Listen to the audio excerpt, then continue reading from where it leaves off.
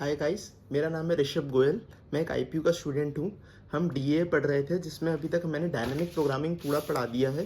Dynamic programming के अगर आपने कोई भी वीडियोस लेक्चर मिस करे हो तो मैं उसका लिंक डिस्क्रिप्शन में भी दे दूंगा और आई बटन में भी दे दूंगा, वहाँ से भी उनको देख सकते हैं। अब नेक्स्ट टॉपिक हम स्टार्ट करेंगे ब्रांच एंड बाउंड। सबसे पहले हम उसके मेथड्स देखेंगे और फिर आगे की वीडियोज़ में हम देखेंगे 01 knapsack and travelling salesman problem कैसे हम ब्रांच एंड बाउंड के थ्रू सॉल्व करते हैं। सबसे पहले हम ब्रांच एंड बाउंड देखते हैं होता क्या है। ब्रांच का मतलब समझ में आता है कि ट्रीज की ब्रांचेस, और बाउंड का मतलब होता है बाउंडेशन, कि किसी चीज पे कुछ बाउंडेशन हो।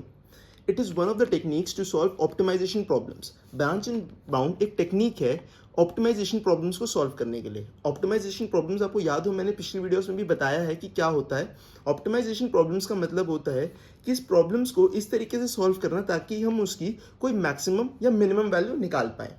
अब इधर हमें 2 पॉइंट्स ब्रांच एंड बाउंड के लिए याद रखने होते हैं। क्या? It uses breath first search approach. जैसे हमने देखा था बैक ट्रैकिंग में वो डीएफएस यूज करता था, वो था डेप्थ फर्स्ट सर्च। बट यहाँ पर ब्रांच एंड बाउंड में हमारे पास ब्रेथ फर्स्ट सर्च होगा, मतलब वो ब्रेथ वाइज ट्रैवर्स करेगा। और it can only use for solving minimisation problems. Branch and bound सिर्फ मिनिमाइजेशन प्रॉब्लम्स को सॉल्व करने के लिए ही यूज किया जा सकता है। अगर हमें maximisation problems branch and bound के थ्रू सॉल्व करनी है तो हमें पहले जो भी चीज को मैक्सिमाइज करना है उसकी वैल्यूज को, साइंस को रिवर्स करना पड़ेगा। If we have given maximisation problem then we have to convert it to minimisation problem. हमें उस मैक्सिमाइजेशन को मिनिमाइजेशन प्रॉब्लम में कन्वर्ट करना पड़ेगा। और उसको कैसे करेंगे हम? By reversing the sign of cost और प्रॉफिट और the item which we have to maximise. हमें जो भी आइटम को मैक्सिमाइज करना है, सपोज हमें प्रॉफिट को मैक्सिमाइज करना है या कॉस्ट को मैक्सिमाइज करना है या कोई भी आइटम हमें जो दे रखी है जिसे हमें मैक्सिमाइज करना है, हम उसके साइंस को चेंज कर देंगे। अगर वो पॉजिटिव है तो नेगेटिव कर देंगे, नेगेटिव है तो पॉजिटिव कर देंगे, to solve the given questions correctly. अगर हमें मैक्सिमाइजेशन प्रॉब्लम सॉल्व करनी है मिनिमाइजेशन के थ्रू तो हमें उनकी वैल्यूज को रिवर्स करना पड़ेगा, उनके साइंस को चेंज करना पड़ेगा। ये कंडीशंस थी ब्रांच एंड बाउंड की। ये डिफरेंट कैसे होता है बैक ट्रैकिंग से? बैक ट्रैकिंग से डिफरेंट ये इस तरीके से होता है कि बैक ट्रैकिंग में डीएफएस यूज होता है और ब्रांच एंड बाउंड में breath first search approach use होती है। अब इसके हम मेथड्स देख लेते हैं। इसके 3 मेथड्स होते हैं। एक होता है फीफो, इसको हम कहते हैं फीफो ब्रांच एंड बाउंड। इसकी फुल फॉर्म होती है first in first out branch and bound. इसका पहला मेथड है। दूसरा मेथड होता है इसमें एक LIFO, LIFO branch bound. LIFO होता है last in first out branch and bound. और एक और होता है इसमें जिसमें होता है least cost branch and bound, least cost branch and bound. FIFO, अगर आपको ध्यान हो कि हम कोडिंग में भी यूज करते हैं फीफो प्रिंसिपल। फीफो प्रिंसिपल क्या यूज करता है? क्यू यूज करता है। क्यूज जो हमारा लीफो है last in first out branch and bound, वो यूज करता है स्टैक ऑपरेशंस। स्टैक के थ्रू अपने ऑपरेशंस को परफॉर्म करता है। और least cost branch and bound ये क्या यूज करता है? ये यूज करता है प्रायोरिटी क्यूज। ये यूज करता है प्रायोरिटी क्यूज। ये कुछ बातें आपको याद रखनी है। ये हमारे ब्रांच एंड बाउंड के मेथड्स हैं। ये हमारे पास 3 मेथड्स हैं ब्रांच एंड बाउंड के। अब हम इनको एक एक करके देखते हैं कि कैसे हमें इन्हें यूज करना होता है। अब हम एक एग्जांपल से इनके मेथड्स को समझेंगे कि किस तरीके से इनको यूज करके हम जो हमारे प्रिंसिपल्स हैं फीफो, लीफो और एलसीबीबी, इनको कैसे यूज करते हैं। सबसे पहले मैं आपको एग्जांपल समझाता हूँ कि हमारे पास सपोज कुछ 4 वेट्स गिवन हैं, weight 1, weight 2, weight 3 and weight 4। हमारे पास वो वेट्स कुछ रिस्पेक्टिवली इस तरीके से गिवन है 7, 4, 9 एंड 6। मैं इन वेट्स को ले लेता हूँ x1, x2, x3, x4। अब हमें निकालना है कि हमें ऐसा वेट कॉम्बिनेशन निकालना है जिसमें हमारा सम क्या हो? 13 हो, जिसमें हमारा सम जो हो वो 13 हो। तो आप कौन कौन से वेट ले सकते हैं? आप इसमें से वेट ले सकते हैं एक x1 और x4। आप देखेंगे x1 और x4 का कॉम्बिनेशन हमें 13 दे देगा। ऐसे ही आप लिख सकते हैं x4 और x1, क्योंकि ये क्या हो गया हमारा 7 और 6, 6 और 7। और कोई कॉम्बिनेशन हम इसमें सर्च करते हैं, जैसे हमारे पास हो जाएगा x2 और x3, x2, x3, x3, x2, ये है हमारा 4, 9, 9, 4। अब इन दोनों में आप देखेंगे ये कॉम्बिनेशंस में सम तो हमारे पास सेम ही आ रहा है, उससे कोई फर्क नहीं पड़ेगा चाहे हम अगर x1 x4 लें या x4 x1 लें, क्योंकि जो हमें एंड आउटपुट निकालना है उसमें हमें सम 13 ही चाहिए। ऐसी सिमिलरली इन दोनों में हमारा जो आउटपुट है वो सेम ही आएगा। तो इन दोनों केसेस को हम सिमिलर ही ट्रीट करेंगे। हमें इन दोनों को अलग अलग केसेस लेके नहीं लेना है, हमें इनको एक सिंगल केस ही कंसिडर करना है। तो हमारे सॉल्यूशंस क्या होंगे, सम होगा जब x1 प्लस x4, और एक जब हमारे पास सॉल्यूशन मिलेगा जब सम होगा x2 और x3 का। अगर हम इसको x4 x1 लिख दें तो भी बात सेम ही होगी। अब हम इसका फीफो प्रिंसिपल से सॉल्यूशन निकालने की कोशिश करते हैं। अब इसमें हमारे पास ब्रांच एंड बाउंड में हमेशा स्टेट स्पेस सर्च ट्री ही बनता है। स्टेट स्पेस ट्री मैंने आपको पहले भी बताया है, वो क्या होता है, ऑल द पॉसिबल कॉम्बिनेशंस जो भी बन सकते हैं उस वाले क्वेश्चन का सॉल्यूशन फाइंड करने के लिए। अब हम इस वाले एग्जांपल का स्टेट स्पेस सर्च ट्री बनाते हैं फीफो प्रिंसिपल के through, that is first in first out principle. और वो क्या यूज़ करेगा, क्यू यूज़ करेगा। क्यू यूज़ करने में हम देखेंगे, हम सबसे पहले कोई नोड्स बनाते हैं। जैसे अगर हमने फर्स्ट नोड से स्टार्ट करी तो हमारे पास कितने कॉम्बिनेशंस हो सकते हैं। हम या तो कोई सा भी एक वेट चूज़ कर सकते हैं, हम कोई भी वेट चूज़ कर सकते हैं, x1, x2, x3 and x4। हम इसकी जो भी नोड्स हैं वो लिख लेते हैं, दैट इज़ 5। और हम इधर अपना एक क्यू भी फॉर्म करते रहते हैं। जैसे हमने स्टार्टिंग में क्यू में डाला था 1, हमने फर्स्ट से सबसे पहले 1 को एनकाउंटर करा और उसके थ्रू जो भी नोड्स निकल रही थी उसको हमने क्यू में एंटर कर दिया, दैट इज़ 2, 3, 4 एंड 5। तो आपने देखा हमने सबसे पहले 1 को डाला था और हमने सबसे पहले उसी को एनकाउंटर करा है, तो ये है फर्स्ट इन फर्स्ट आउट।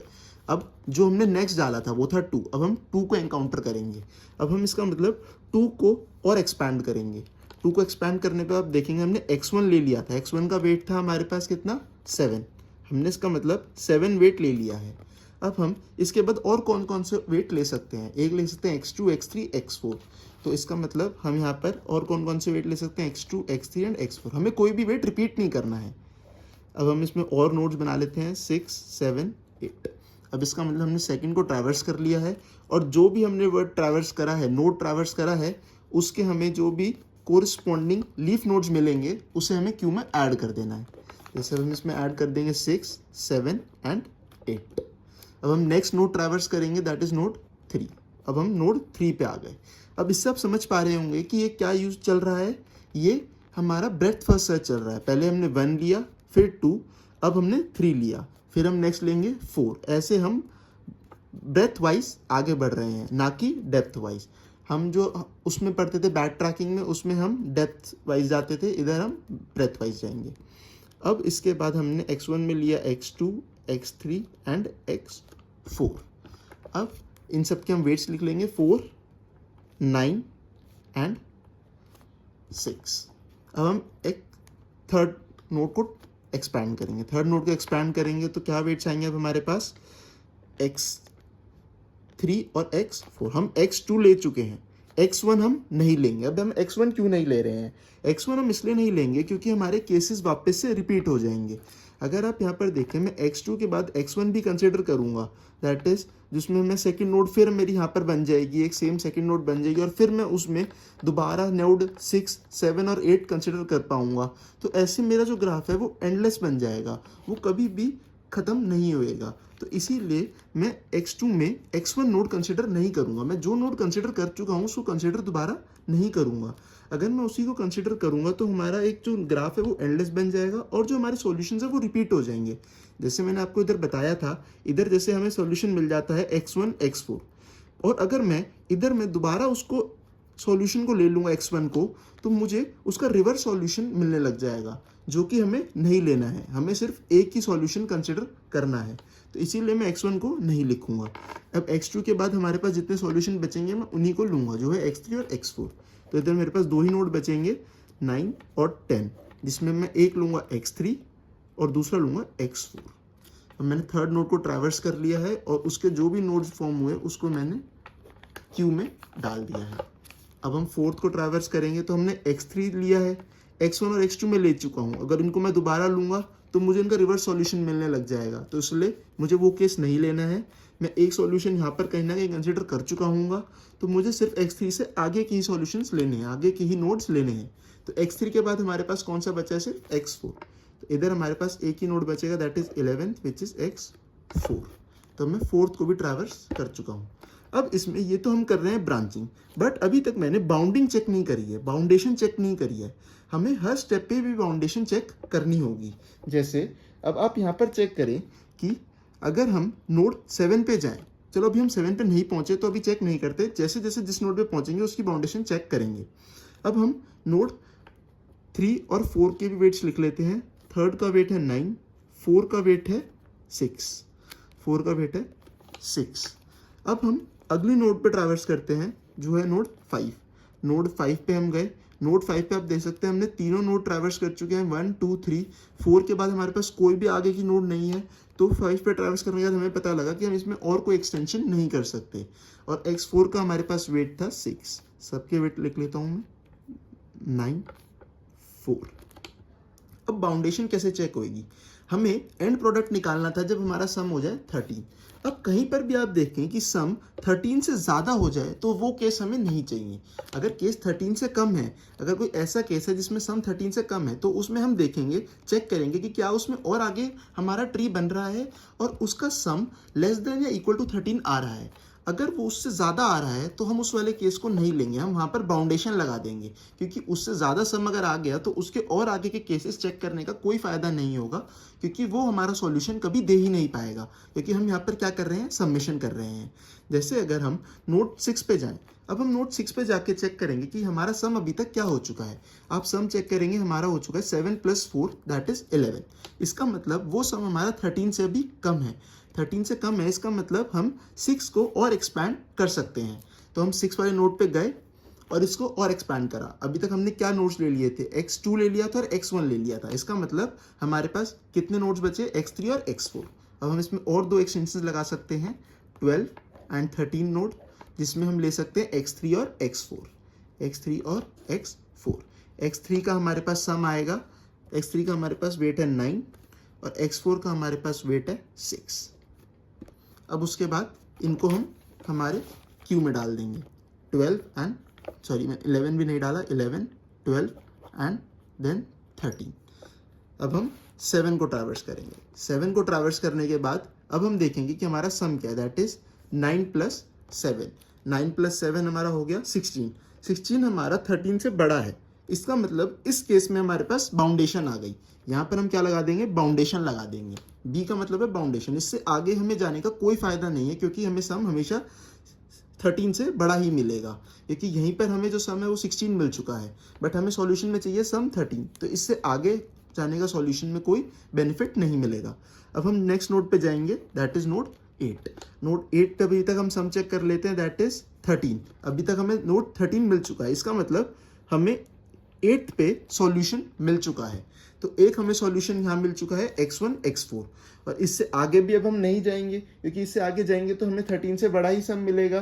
तो इसका मतलब ये हमारा क्या हो गया? यहाँ पर सॉल्यूशन हो गया, ये हमारा सॉल्यूशन। अब हम अगली नोड पे जाएंगे। 8th नोड हमने ट्रैवर्स कर लिया और हमें सॉल्यूशन मिल गया। अब हम जाएंगे 9th नोड पे। 9th नोड पे अब हम सम चेक करेंगे, हमारे पास है 9 + 4 13। तो ये भी हमारा क्या हो गया? सॉल्यूशन हो गया। तो इससे आगे हम नहीं जाएंगे। अब हम नेक्स्ट नोड पे जाते हैं 10th नोड पे अभी तक हमारे को सॉल्यूशन नहीं मिला है, सम है हमारा 10। तो अब हम इसमें और आगे नोड्स पे जा सकते हैं, बट हम देखेंगे कि हमारी 10th नोड पे जो हमने अभी तक ट्रैवर्स करा था वो था x4 और x2। तो हमारे पास कौन से केसेस बचे? एक केस बचा हमारे पास x1 और एक केस हमारे पास बचा x3। तो अब हम इन दोनों को भी ट्रैवर्स कर सकते हैं, बट अगर हम आगे ट्रैवर्स करेंगे तो हमारे सॉल्यूशंस रिपीट होने लग जाएंगे। क्यों? क्योंकि यहाँ पर हमारे पास है x4। तो अब हमें x4 से ही आगे के नोड्स को ट्रैवर्स करना होगा। x4 से आगे कोई नोड नहीं है, तो इसका मतलब हम यहाँ पर क्या लगा सकते हैं? बाउंडेशन लगा सकते हैं। x4 के बाद अगर हमने वापस x3 x1 कंसिडर करा तो आप समझ सकते हैं कि वहाँ पर हमारा जो सॉल्यूशन है वो वापस रिपीट करने लग जाएगा, तो उससे हमें कोई बेनिफिट नहीं मिलेगा। तो इसका मतलब हमें इस नोड को छोड़ के आगे ट्रैवर्स करना होगा। अब नोड 11 को हम ट्रैवर्स करेंगे तो अभी तक हमें सम मिल चुका है 9 + 6 दैट इज 15। तो इसका मतलब ये सम क्या है, ज़्यादा है, तो यहाँ पर भी क्या आ जाएगी, हमारी बाउंडेशन आ जाएगी, हम इसे और आगे ट्रैवर्स नहीं करेंगे। नेक्स्ट हम 5 पे जाएंगे, 5 पे नहीं, 10th के बाद हम 11 पे हो चुका है। अब हम नेक्स्ट पे जाएंगे 12th पे हम जाएंगे तो आप देख सकते हैं यहाँ तक हम सम क्या हो चुका है 7 + 4 + 9 जो कि हमारा 13 से बड़ा है। तो यहाँ पर भी हम क्या लगा देंगे, बाउंडेशन, इससे आगे हम ट्रैवर्स नहीं करेंगे। अब हम 13 को देखेंगे, 13 पे हमारा सम क्या हो चुका है 6 + 4 10, 10 + 7 17, ये भी हमारा बड़ा है तो इसको भी हम ट्रैवर्स नहीं करेंगे। तो अब इसका मतलब हमारे पूरा ट्री है वो फॉर्म हो चुका है और हम सारे नोड्स ट्रैवर्स कर चुके हैं। सारे नोड्स ट्रैवर्स करने के बाद हमें 2 सॉल्यूशन मिले, एक नोड 8 पे और एक नोड 9 पे। तो नोड 8 पे हमें क्या कॉम्बिनेशन मिला, x1 x4 का, और नोड 9 पे हमें क्या कॉम्बिनेशन मिला, x2 x3 का। यही थे हमारे सॉल्यूशंस, आप यहाँ देख सकते हैं x1 x4 और x2 x3। अगर मैं यहाँ पर x4 के बाद और नोड्स लिखता, वापस x1 और x2 लेता, तो हमारे सॉल्यूशंस रिपीट करने लग जाते। तो इसीलिए हमने उन नोड्स को कंसिडर नहीं किया है। जहाँ पर भी आपको जो भी नोड प्रीवियस नोड है उससे आगे के ही नोड्स कंसिडर करने हैं। जैसे हम यहाँ पर x2 आ गए थे तो x2 के बाद हम सिर्फ x3 और x4 ही ले सकते थे, x1 नहीं ले सकते थे। ये याद रखने का तरीका है, आपको बार बार चेक करना नहीं पड़ेगा। जैसे हम यहाँ पर x4 आ चुके थे, 10th पे हमने x4 लिखा था, तो हमें x4 से आगे के ही नोट्स कंसिडर करने थे। अब सपोज 11 था, 11 पे हमें और बाय चांस आगे के नोट्स ट्रैवर्स करने होते तो हम x4 से आगे के नोट्स लेते। अगर हमारे पास होते x5 x6 तो हम वो लेते, हम x1 x2 नहीं लेते। तो इसका मतलब हम जिस नोड पे हों हमें उससे आगे के ही नोट्स कंसिडर करने होंगे। तो ये था हमारा फीफो प्रिंसिपल। आप देख सकते हैं हमने यहाँ पर क्या यूज़ करा है, क्यू यूज़ करा है, और हमने ब्रांच एंड बाउंड में breath first search approach use करी है। अब मैं सेम सॉल्यूशन आपको यूज़ करके दिखाऊंगा, किसके लिए, लीफो के लिए, that is last in first out, जिसमें हम स्टैक यूज करके सेम सॉल्यूशन निकालेंगे। सॉल्यूशन तो हमारा यही रहेगा क्योंकि सम हमें क्या चाहिए 13। अब मैं इस सॉल्यूशन को आपको लीफो प्रिंसिपल के थ्रू निकाल के दिखाऊंगा ब्रांच एंड बाउंड से। हमें क्या यूज करना होगा, लीफो में स्टैक यूज करना होगा। इसमें भी हमारे नोट्स बनेंगे, मैं यहाँ पर लिख देता हूँ, ये था हमारा फीफो। ये कहीं से भी आपसे पूछा नहीं जाएगा, मैं बस आपको तरीका बता रहा हूँ कि किस तरीके से मेथड्स होते हैं। जो मेन मेथड है आपको पढ़ना है वो है least cost branch and bound. इसके अलग से क्वेश्चंस आएंगे और इसके जो एप्लीकेशंस हैं वो हमारे 01 नैपसैक्स और हमें जो आगे एप्लीकेशंस पढ़नी है 01 नैपसैक्स ट्रैवलिंग सेल्समैन प्रॉब्लम, उसमें यूज होंगे। मैं आपको बताता हूँ लीफो ब्रांच एंड बाउंड। इसमें हम स्टैक यूज करेंगे, नोड 1 से स्टार्ट करेंगे। नोड 1 में हमारे पास 4 चॉइसेस होंगी, x1 x2 x3 and x4। x1 x2 x3 and x4। यहाँ पर हम क्या बना लेते हैं, स्टैक बना लेते हैं। स्टैक में हमने सबसे पहले कौन सी नोड डाली, 1। इसमें हमारे क्या होता है, लास्ट इन फर्स्ट आउट, जो सबसे आखिरी में डाला है हमें सबसे पहले उसी को हमें एक्सटेंड करना होगा या ट्रैवर्स करना होगा। नया नोड बना लिए 2 3 4 एंड 5। अब मैं सबसे पहले 1 पे गया तो मैं 1 पे जाने के बाद 1 को पॉप आउट कर दूंगा और जो भी उसके हमने नोड एक्सटेंड करे थे वो मैं स्टैक में पुश कर दूंगा। तो मैंने 1 को पॉप आउट करा और नोड में क्या डाले आगे, 2 3 4 एंड 5। अब मेरे पास टॉप ऑफ द स्टैक क्या है, 5 है। इसका मतलब मैं सबसे पहले किसको ट्रैवर्स करूंगा, 5 को ट्रैवर्स करूंगा। मैं 5 को पॉप करूंगा और जो भी 5 के आगे एक्सटेंशंस हो सकते हैं उन्हें लगाऊंगा। 5 पे आप देख सकते हैं हमारे पास क्या है, x4 है। x4 से आगे हमारे पास कोई नोड नहीं है। x1 x2 x3 हम रिपीट नहीं कर सकते क्योंकि वो पहले यूज हो चुके हैं। तो x4 से आगे हमें देखना होगा, x4 से आगे हमारे पास कोई नोड नहीं है तो हम इसको एक्सटेंड नहीं कर सकते। इसका मतलब हमने 5 पॉप आउट कर दिया। अब हमारे पास टॉप ऑफ द स्टैक बचा 4। इसका मतलब हमें 4 को ट्रैवर्स करना है। 4 को ट्रैवर्स करने के लिए हमारे पास आगे कौन सी नोड हो सकती है, एक ही नोड हो सकती है, दैट इज x4। अब हम यहाँ पर लगा देंगे नोड 6। इसका मतलब मैं 4 को पॉप आउट कर दूंगा और हमारा टॉप ऑफ द स्टैक अब क्या आ जाएगा, नोड 6 आ जाएगा। मैं नया स्टैक बना देता हूँ। अब हमारा नया स्टैक होगा 2 3 एंड 6। अब मैं 6 को ट्रैवर्स करूंगा। 6 को ट्रैवर्स करने पे अब हम देखेंगे 6 को ट्रैवर्स करने के बाद पहले हम चेक करेंगे जो भी हमारी बाउंडेशन है। मैं सबके वेट्स लिख लेता हूँ। x3 हमारा था 9 और x4 था 6।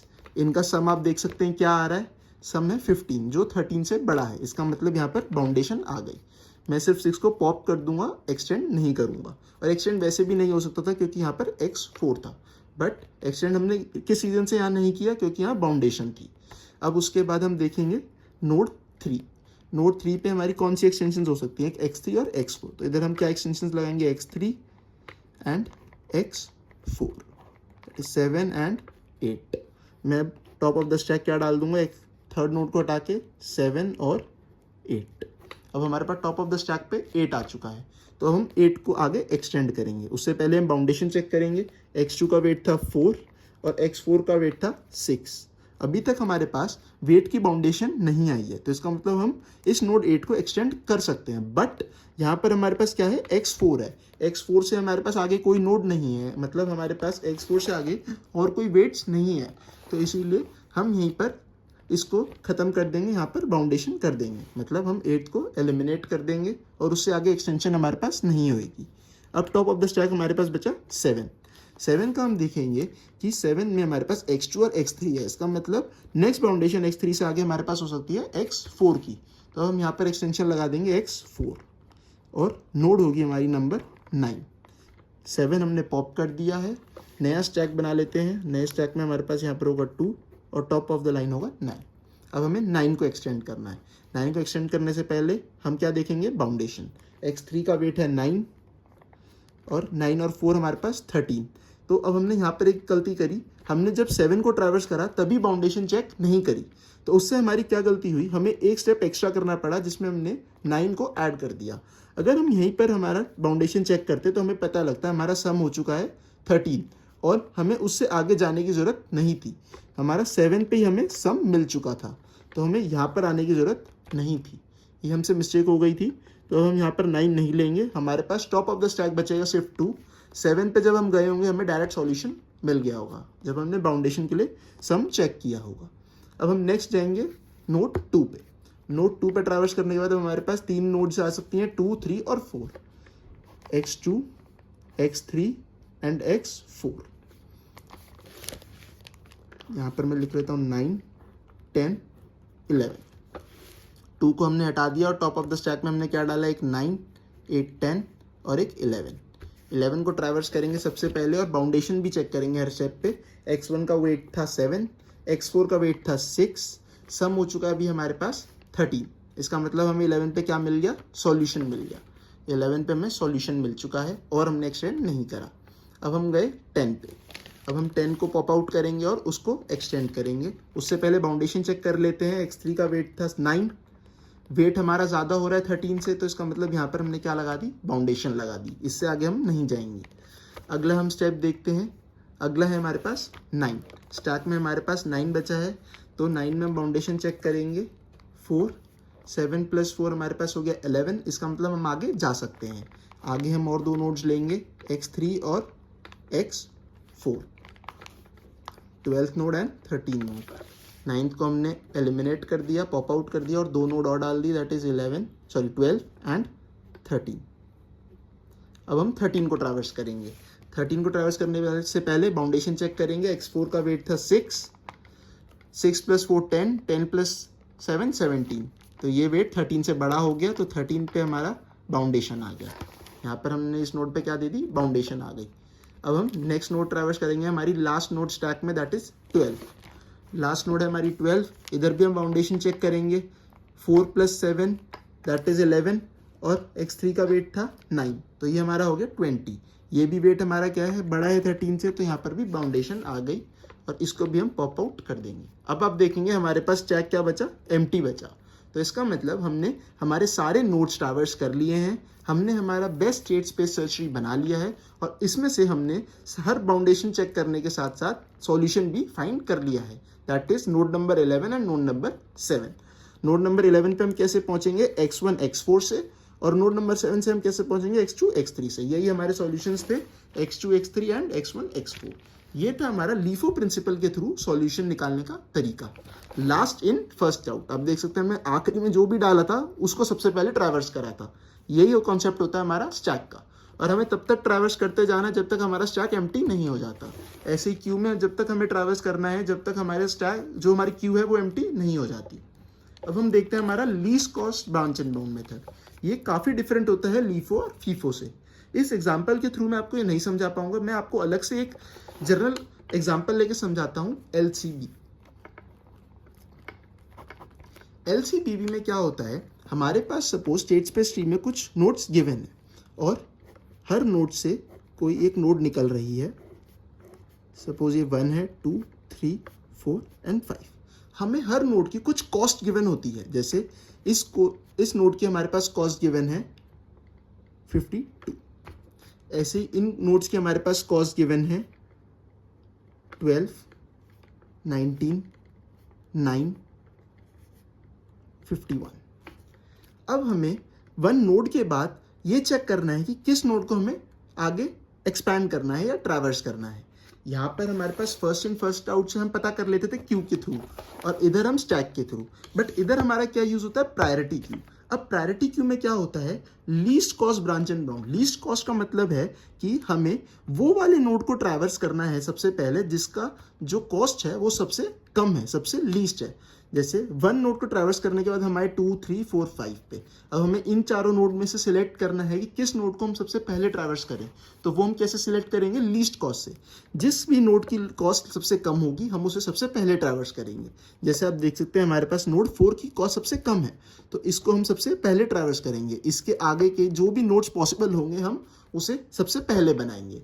ऐसे ही हम फिर चेक करेंगे कि हमारी सबसे लीस्ट कॉस्ट किसकी है और फिर उसी को हम आगे ट्रैवर्स करेंगे। ये कॉन्सेप्ट होता है least cost branch and bound का।